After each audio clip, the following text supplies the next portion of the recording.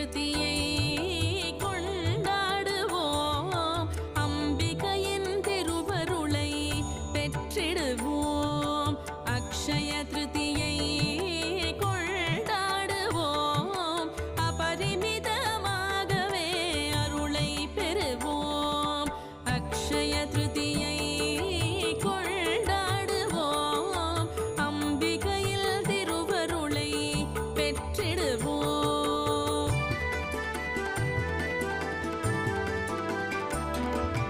கங்கை நதி பூமியை தொட்ட திருநாள் பகவான் பரசுராமர் அவதரித்த நாள் கங்கை நதி பூமியை